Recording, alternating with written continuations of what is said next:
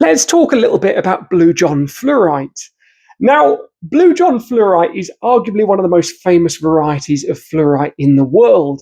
Whenever I get foreigners in the shop, if I get Americans in the shop in particular, they're always asking me for blue John Fluorite. This is because it's very highly regarded internationally, and it is exclusively mined in the United Kingdom, specifically Castleton in Derbyshire, or just outside the town of Castleton in Derbyshire. And it's mined in two caverns, or from two caverns, the Treak Cliff Cavern and the Blue John Cavern. Now, the term itself, Blue John, is thought, or Blue John, I said the French version there because that's where they think the name came from, Blue John, which basically means blue and yellow. However, the etymology and genesis of this name is actually mildly contentious because we don't actually know where the origin of the name came from. There is a rationalization that it was named by the French because apparently we used to trade it a lot with them. They named it and then we anglicized it back to blue and yellow, which seemingly is a tip of the hat to the colors, which are in many situations characterized by sort of purples, lavenders, blues, and yellows. So that rationalization gained a lot of popularity, largely because it made sense. However, throughout the 19th and 18th centuries, when this material was mined in much more respectable quantities, to give you a frame of reference, about sort of 20 tons a year, we weren't really trading it with the French. There's not really any documented evidence to suggest that we were trading it with them. So to suggest that they were allowed to name it because they were buying so much of it during a period of history, which, by the way, was punctuated by us literally being at war with them, is possibly a little bit far-fetched. Now, another theory as to where the name Blue John has come from is literally from the miners themselves. Now, they used to refer to a variety of zinc or sphalerite as black jack.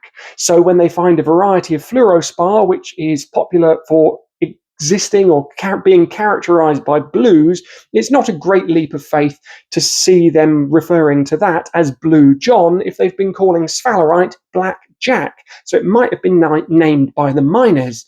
However, it also might have been named by Cornish miners working in Derbyshire in the 1760s because there were various materials that came out of Cornwall that were also called Blue John, despite not being Blue John in the modern sense. So there's three pertinent rationalizations for the etymology of the word, but in truth, we just don't know. There are lots of different things that people say about Blue John, and I'm going to try and break the back of one of them because I can't find any evidence for it.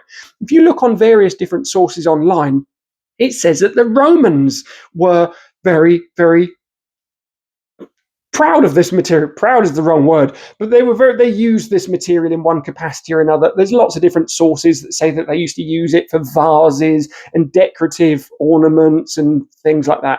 I can't find any archaeological evidence whatsoever to support that. So I think that is just people trying to give Blue John a little bit more history than it really has. If the Romans were mining and finding this material, they probably weren't looking for it. They were probably looking for lead.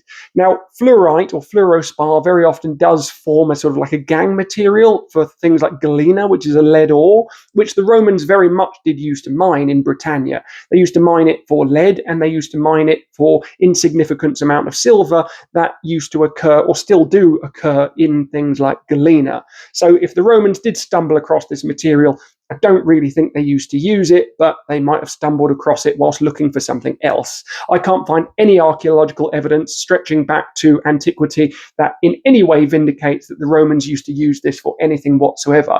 But the Victorians and the Georgians certainly did. So throughout periods like the 18th century and the 19th century, even early parts of the 20th century, you will find this material in various different museums.